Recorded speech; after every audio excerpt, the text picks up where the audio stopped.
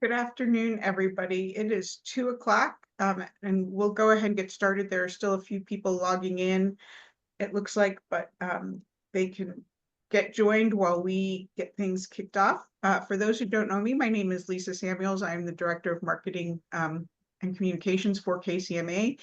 Betsy sends her apologies for not being here. She is actually on the Hill today, attending the hearings for the nominee for the head of the EPA. So she was unable to make it back in time, although is hoping to join us on the back end if she can. So I wanted to just take this opportunity to remind everybody that this is you can see and hear us. We cannot see or hear you. But we do have the ability to ask questions. You can either use the raise your hand feature or put questions in the Q&A. And at the end of the presentation, the speakers will address those questions.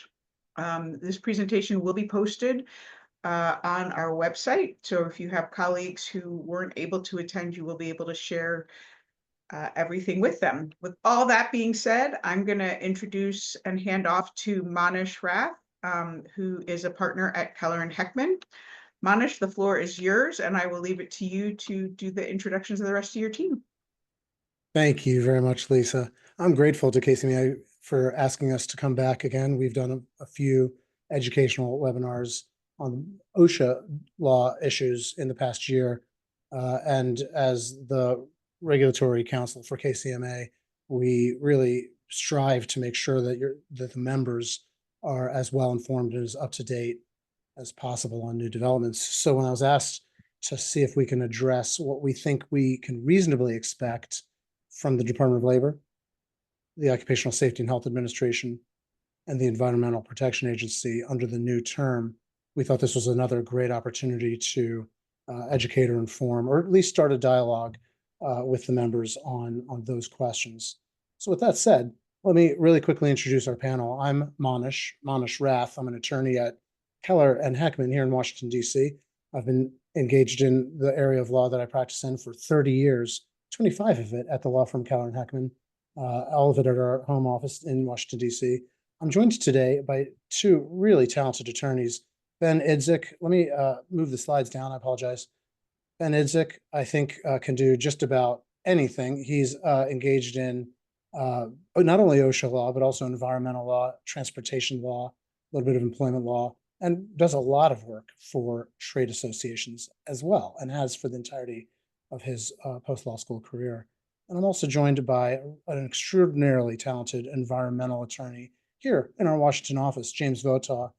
James is an environmental lawyer who also specifically engages in the areas of TSCA, as well as concentrating on pesticides, consumer and industrial products, and industrial processes, much like the ones that you engage in here at the membership at KCMA, along with the waste processes that ensue from the manufacturing process. So James, thank you very much for joining us with KCMA today. Well, why don't we get real quickly into what we're going to talk about today? To begin with, we want to talk about what's in the pipeline as we speak in the Biden administration's Department of Labor and specifically Occupational Safety and Health Administration, with respect to in the pipeline for rulemaking or recently promulgated rules.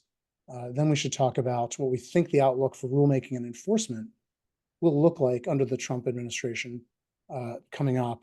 And in addition, under not only the National Labor Relations Board, but also the FTC, there are guidances or administrative rules on non-compete agreements, and as well under the Department of Labor, independent contractor classifications, and the NLRB has also issued an opinion on that. We can talk about briefly what we think we can expect in those employment law areas coming up in the new term. And then, James, if you could, let's also spend a certain amount of time talking about what we can expect from the Environmental Protection Agency, because it's so important to the members of KCMA. So that's, I think, a roadmap of what we'll talk about. We'll do this, and we'll try and shoot for doing this in 30 minutes so y'all can get back to your regularly scheduled work day. So with that said, let's get started. I want to start with Occupational Safety and Health Administration's worker walk-around rule. Many of you know about it. We've talked about it together. And this is essentially the idea promulgated by OSHA many years ago, under the Obama administration, if I recollect, by a director of enforcement, Richard Fairfax, a friend of mine. We've worked on cases against each other. He's now retired. But his memorandum gave the concept its name, the Fairfax Memo. And it basically said that when an occupational safety and health compliance officer, an inspector, comes onto your site, he or she may bring a third party, an outsider, maybe somebody from a corporation that does translation services for foreign languages, maybe a labor union rep. And that's the part where it has most employers worried. May bring them with him onto your work site to assist in conducting the inspection, and said that this would be permissible if this third party was necessary for effectuating a proper inspection. It was the agency was sued. They withdrew the rule, and then the interpretation, the Fairfax Memo, and then they went through proper notice and comment rulemaking, administrative law rulemaking, and they passed it as a rule. That rule was sued upon by the lead plaintiff was the U.S. Chamber of Commerce. It was challenged in federal court this year. It's been fully briefed, and there's no decision that's been issued. And so it remains to be seen where we are with that rule. We have not, and we've talked to folks at the U.S. Chamber of Commerce, which is a terrific resource, by the way, if you're not members. We've talked to folks who are their membership, large corporations, multinationals, all the way down to small employers. And we have not, and we've talked to other attorneys in the OSHA law bar, my colleagues nationwide, and we have not heard yet any cases where OSHA has attempted to implement the worker walk-around rule, tried to bring a third party in. It may have happened. We just haven't heard of anyone who's experienced it yet. And so what remains to be seen is how the Trump administration's OSHA will view this rule. It's theoretically possible that the new OSHA could withdraw the rule, but you may not do that the way you can an interpretive memorandum or a general counsel's memorandum. This was promulgated now through proper notice and comment rulemaking. So if the agency wants to withdraw the rule, the problem with that is that it will have to go through notice and comment rulemaking to withdraw the rule, a very lengthy process. In doing so, it's likely to incur lawsuits from the opposite side, people who favor the current. So even the new administration will be in a damned if you do, damned if you don't situation. And it may be that the best resort would be to let the judge rule on this currently effective rule and hopefully strike it down on what I think are some very solid arguments challenging it. Okay, so that's the worker walk around rule. Why don't we move on to heat stress, which again is another topic that we had talked about together in one of our prior programs. These are all still housed on the website at KCMA. So if you missed it, you should check those out. So the heat stress rule was proposed in 2024. It hasn't gone final. They've gone through the comment process, and they received 16,000 comments on this subject from unions, from workers, as well as from the employer community, trade associations. It's likely that under the new administration, they will take, if you'll forgive the pun, a chilly reception to the heat stress rule. Very likely because it is antithetical to a lot of the overarching policies that the Trump administration will implement at the Department of Labor. But also because the legal arguments are sound. The idea that heat is an environmental sort of ambient exposure that is not uniquely work related, and that what they're trying to regulate is the ambient exposure. You see, there's at least two major sources for heat stress, and one of them is the natural environment, the temperature, and the other, coupled, of course, with the humidity, the heat index. The other is the body's physiological response to exertion, work, for example, but not necessarily. And then the third is this idea that we experience heat stress at lower thresholds, at lower temperatures, if perhaps for confounding factors like medications, alcohol, exercise prior to work, clothing, and most importantly, to acclimatization to heat. The very first day in May where you get a 85-degree day, we're all just lethargic and dragging, and we're more susceptible to heat stress. But by August, you can deal with 98-degree temperatures and spend all day outside, and maybe are more inured or acclimatized to the idea, to the exposure of heat. And so these aren't occupational in nature. Only the second one, physiological response to exertion, is occupational in nature. And so by regulating this by the trigger being the temperature or the heat index, OSHA may have exceeded its congressional mandate to regulate only occupational diseases or safety issues. So we think, having talked to folks at OSHA, both the current administration, we've had conversations with the folks at OSHA in the prior administration. We've had conversations with folk all throughout industry as well in academia in the past month. We think that it is likely that this proposed rule could either be abandoned during the Trump administration, or they might decide to go forward with it, but a much more narrowly tailored version. Why would they do that? Because the possibility that they abandon the rule means it only goes to slumber. It's put on ice. And that the next administration that is democratic and or otherwise predisposed towards the heat stress rule may resurrect it without any additional rulemaking and just promulgate it. And so in order to control the outcome in a manner that is logical, consistent with the agency's statutory mandate, and as well, something that's practicable and livable for the employer community, usable, workable, they may just promulgate a much more narrowly tailored version than what we see here, which is very far sweeping. And by the way, last thing before I move on to the next slide, this deals not just with outdoor heat. Thus, the primary industries you would think of are construction, road work, agriculture, telecom, but also with indoor heat. So manufacturing centers, particularly ones with supplied heat through ovens, kilns, food processors that have those kinds of qualities. And of course, members of KCMA are also subject to the standard, both because you have outdoor operations, but also because the standard applies to indoor heat as well. Okay, let me move on. You may recollect the emergency response standard. And this deals with emergency responders, but it also deals with private employers who have trained any employee to be the first on site as an emergency responder. And if any of you have people trained to conduct emergency response, then you're subject to this rule. It was proposed in February. They've had lots of hearings on this rule. And in my personal conversations with Doug Parker, who's the current head of OSHA, you would see his expressed willingness to consider substantially revising the proposed rule, maybe even cutting it back, carving out volunteers, and maybe addressing some of the concerns raised in those comments.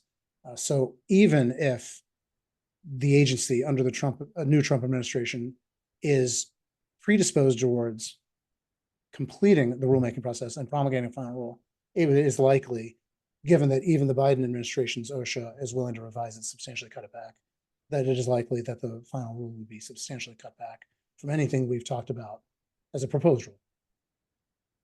Let me really quickly talk about a few other issues before handing it over to Ben Idzik. A Supreme Court case came out called Loper Bright, and the Supreme Court basically said courts, lower courts, trial courts, and courts of appeals shall not any longer apply the rule that deference should be given to the agency. When an employer or employer community sues an agency for promulgating a rule, for example, or interpreting its own rule, the courts shall not say, well, this was the agency charged with creating the rule, so any interpretation of the rule, we should give deference to the agency and not to the employer or employer community suing. That rule has been around for easily 30 years, maybe 40 years. And the Supreme Court overturned it as one of the most significant reversals in Supreme Court jurisprudence in any area of law. And it happened to have come in the field of administrative law. This new Loper Bright case basically says courts don't have the right to give deference to anybody, agency or otherwise. Courts were charged under the Constitution with the responsibility to interpret administrative laws as well as statutory law, and they may not delegate that to an agency, even if they want to, or even if they believe that the agency is reposed with greater experience and expertise. The court will have to roll up its sleeves and look at the arguments and the preponderance of the evidence and do its hard work of evaluating for itself whether the interpretation issued by the agency of its own rule has its own bona fides to fit within the circumscribed ambit of the original rule. Okay. That's the Supreme Court case, Loper Bright.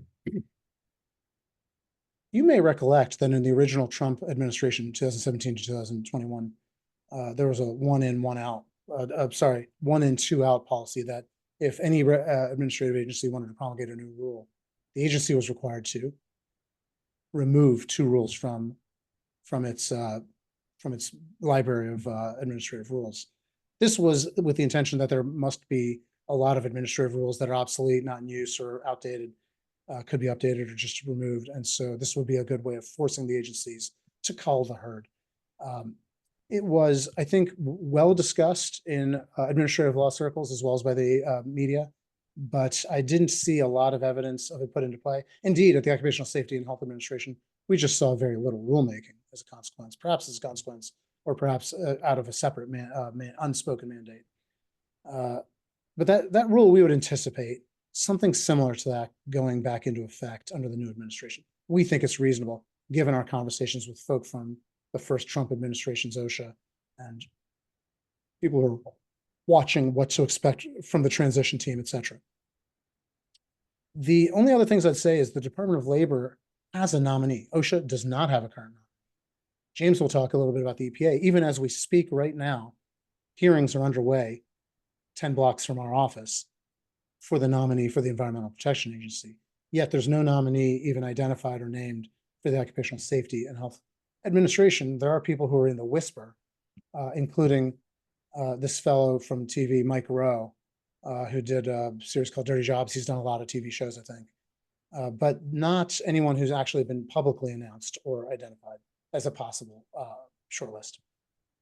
But the Department of Labor does have a nominee. It's Lori Chavez DeRemer. She was a representative in the state of Washington for one term, and she came in with a lot of union support. She was a Republican representative who came in with a lot of union support, both for her campaign and for her policy positions, because she had stated a number of pro-labor union positions in her campaign and during her one term. So this is very unusual to see a Republican administration nominate somebody for the most, I think, traditional issue that divides Democrats and Republicans, where traditionally Republicans were pro-management, to nominate a pro-union representative from Congress. It may be that this will be precisely what it takes to co-opt the support of the Democrats on the nomination process, and it alternatively could be that it disentangles a lot of Republicans who might have otherwise supported a Trump nominee. With that said, let's talk now about what we think is going to happen to OSHA going forward in the next administration with respect to its enforcement, something that affects every one of us keenly. Ben, why don't you start us off by talking about it? Ben Idzik. Thanks, Manish, and thank you all for the opportunity to present here today. Like Manish mentioned, I want to discuss what we can expect in terms of enforcement activity from OSHA under a second Trump administration. First issue, it's important to recall that during Trump 1, OSHA's budget flatlined, meaning that when you factor in inflation, the agency's budget was effectively cut each year. And this is pretty consistent with how relatively quiet the agency was during that time, particularly in terms of rulemaking activities, like Manish mentioned, which were virtually non-existent. So we anticipate a similar treatment to OSHA's budget during the second Trump administration. Point number two, the agency also lost a significant number of inspectors during Trump 1, which you can see from the figures in the slide here. What this shows is that OSHA under Trump 1 was not replacing the inspectors who left due to natural attrition. And while staffing levels spiked again under Biden, we suspect the number of inspectors will again start to fall under Trump 2. The practical impact of this is that fewer inspectors and a tighter budget would likely lead to less frequent inspections and longer inspection times. Finally, we anticipate that the agency will focus its enforcement efforts on willful and egregious violators. This means that the agency will likely be less creative when it comes to the citations that it decides to issue and the investigations that it pursues. The more aggressive Biden-era enforcement policies, like the instance-by-instance citation, will likely be couched. And also things like the threshold to qualify under the severe violator enforcement program, which increased under Biden, will be maybe decreased. We expect that some of the enforcement activity will be offset by increased compliance assistant programs with employers. So we anticipate a renewed focus on programs like OSHA Alliance and the voluntary protection programs. And with that, turn it back over to Manish. Ben, can you see this chart here that I just slid in place? Yes, yes, sir. Okay, so even though, as Ben, you point out, the number of inspectors went down during the Trump administration, it's interesting to note that if you look at this top row, 32,000, 33,000, that the number of inspections did not go down substantially. I want to discount or disregard 2020, 2021, those were COVID years, and OSHA did indeed perform less on-site physical inspections in order to minimize contact, both under the last year of Trump and the first year of Biden. So that was administration agnostic. But if you look at 2019, the last full pre-COVID year for Donald Trump's OSHA, that was 33,000 inspections, and it didn't recover until the final year of the Biden administration, 34,000, about the same number of inspections in his final year. And so I don't think that the number of inspections really went down appreciably under the Trump administration, even though they were working with less inspectors. If you look at just construction as an example, this chart right where my cursor is, you'll also see a similar story. But in construction inspections, just as an example, it could be general industry, but construction inspections were at 37,000 during the 3 years of the Trump administration, and they were far lower during the Biden administration's OSHA. And so that may indicate that while total inspections were about the same in the final years of both the last Trump administration and the Biden administration, that the Biden administration actually paid seemingly less attention to construction in particular than it did to general industry. Interesting tale of the numbers. James Vota, I think we're all waiting for Idzik and Rath to stop talking about OSHA so we can hear about what's going on in the world of the EPA. Okay. Thank you, Manish. Yeah. So as Manish mentioned, my focus is really on chemical regulation. So I'm going to lean on that part of EPA's overall mandate. And I think the place we start in trying to understand where EPA may be in the next couple of years is to start at the top. As Manish mentioned, the Lee Zeldin is a former congressman from New York, is having his confirmation here today as the new EPA administrator. And he, in some ways, he's sort of a blank slate. He doesn't have a strong environmental agenda. So I think that what we'll generally see is sort of a consistent approach with overall kind of Trump policies towards deregulation. But there's nothing about his appointment that suggests any sort of particular change in policy, sort of one way or another. What we do see, where again, we don't have formal nominations, but we do have suggestions about some of who the key assistant, the deputies may be in the different areas. One of the people being talked about for the chemical area is Charlotte Bertrand. She is an agency. She's got a lot of experience within the agency, but most recently has been doing EHS for NASA. NASA is one of the agencies that is actually a tremendous user of chemicals, and I think is sympathetic in some ways, that a lot of sort of shared interest with industry in sort of reasonable regulation of chemical and assessments of chemical risk. So that is, I think, going to be a favorable outcome among the possibilities to lead that lead the chemical office, both in terms of experience and I think understanding of the issues for chemical users.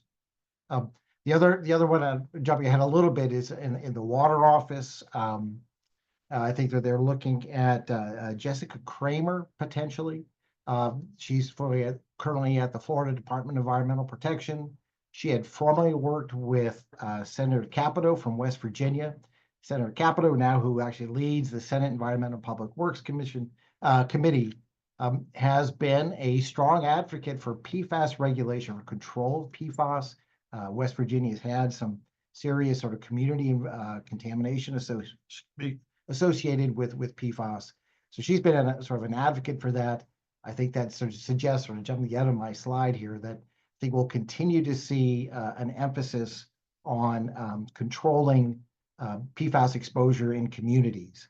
I think we may also see some effort to make some of that a little bit more pragmatic. So, for example, looking again at the drinking water maximum contaminant levels for PFAS, either sort of reviewing those, which are now measured.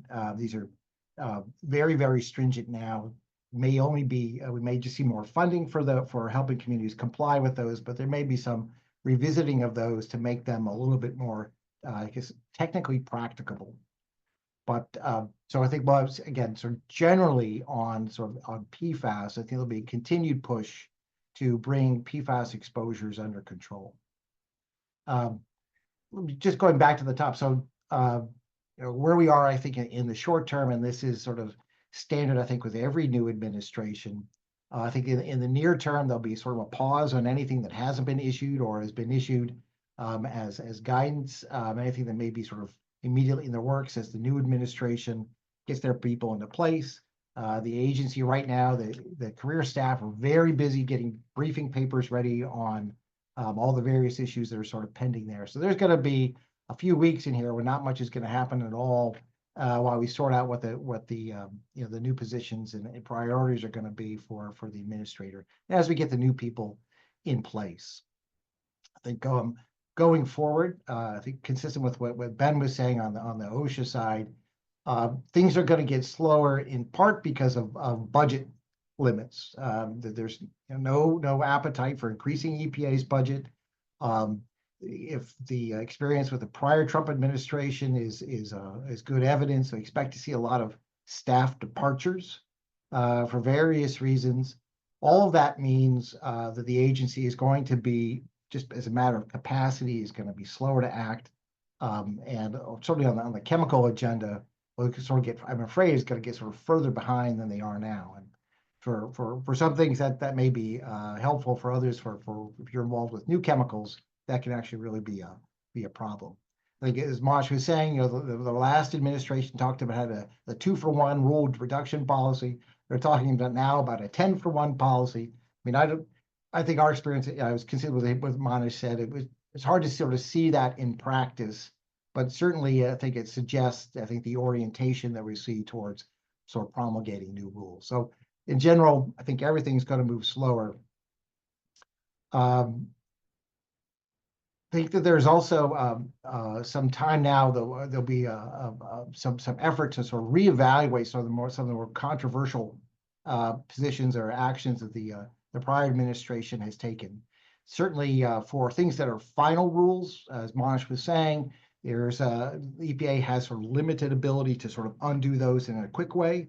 But one of the things that they can do is extend compliance deadlines. So, for example, under TSCA, EPA just in the last couple of weeks has issued 3 final risk management rules, some of which are very short compliance deadlines.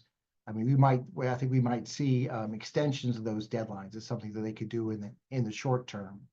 Another really controversial rule has been this this TSCA 8A7 PFAS reporting rule, which affects a great number of companies. It's very difficult. EPA has already pushed back the deadline once. It's not clear that they really have the capacity to receive the information that they've asked for. This may be another one where there's going to be room, as a matter of some accommodation, to sort of push those deadlines back.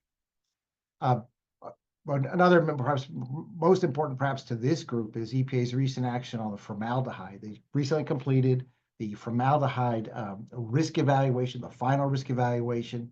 Very rushed. They sort of agreed to do this as part of a litigation settlement, and it remains very controversial. It's not responded to all the concerns raised even by their own science advisory committees. This is one where this is not a rulemaking. They've come out with a final evaluation, but they now have time to go back and I think reconsider some of the approaches that were taken as part of that. I think there'll certainly be a lot of pressure to do that.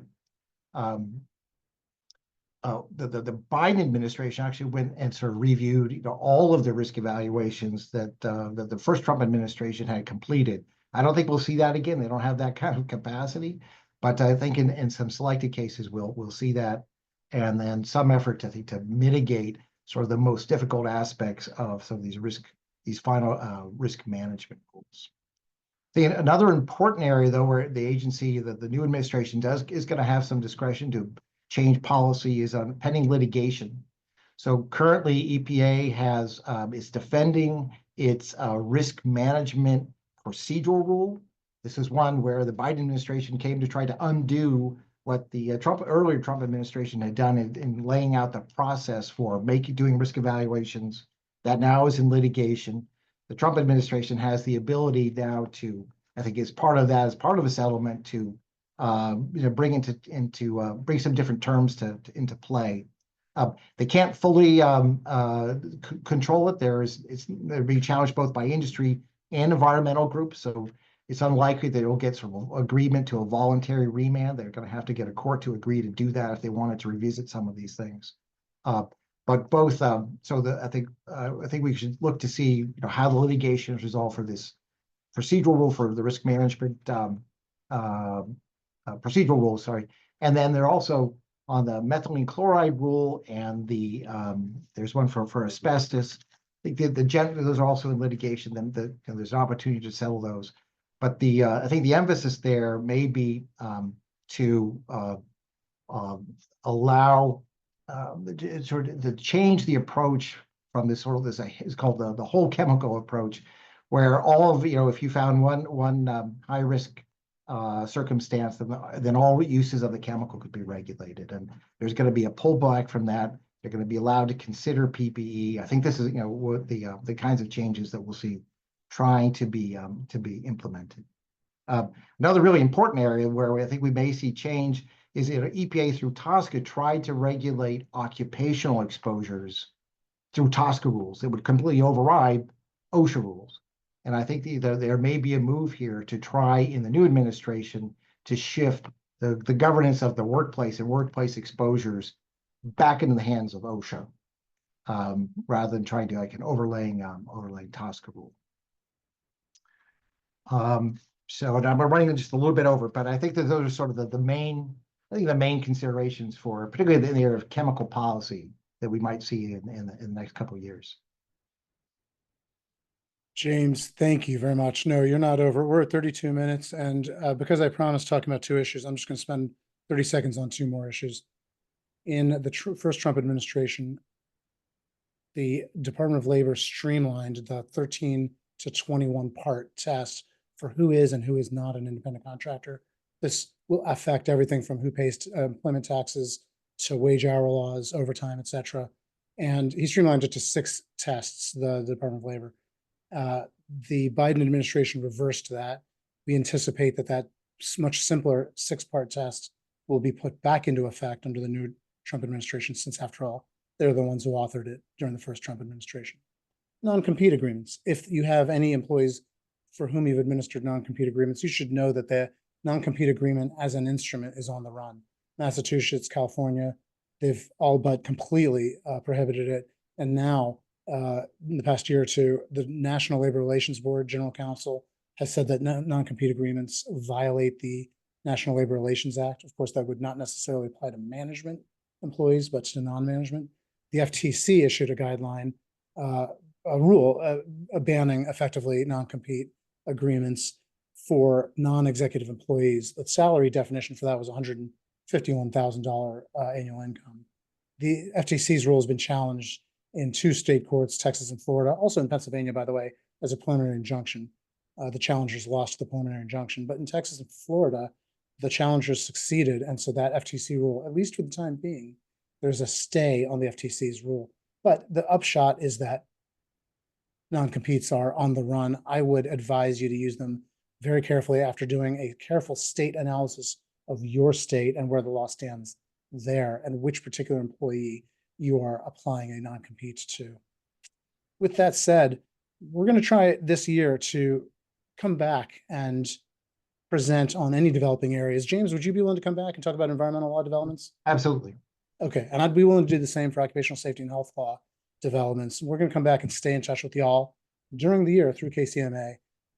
In addition, however, Betsy's been always very generous in asking me to point out that we do a monthly podcast, and some of you subscribe. So the rest of you should consider sending the right person within your organization to subscribe to our monthly podcast on OSHA. It's called the OSHA 3030 with Monish Rath. We also have a sister program that James is on the faculty for, one of several partners here at Cowan Heckman, that does the TSCA 3030. And if you are responsible for compliance with TSCA, you should subscribe to the TSCA 3030 and the OSHA 3030 monthly podcasts in order to stay abreast of those developing areas of law. On behalf of Ben Idzik, James Vota, and myself, we're all very grateful here at Cowan Heckman to you, Lisa Samuels, and to Betsy Natz, and to KCMA for giving us the chance to talk with your members about these, what we think are going to be the issues to watch in 2025. Thank you very much. Thank you, Manish, for taking the time to speak to us, and to Ben and James, to you as well. For those who missed the webinars that Manish referenced earlier, our heat illness, our emergency response, I did publish the link to those webinars in the chat. If you need help finding those, certainly just let us know. This webinar will also be posted there in the next day or so, so that you can find them and review them at your leisure.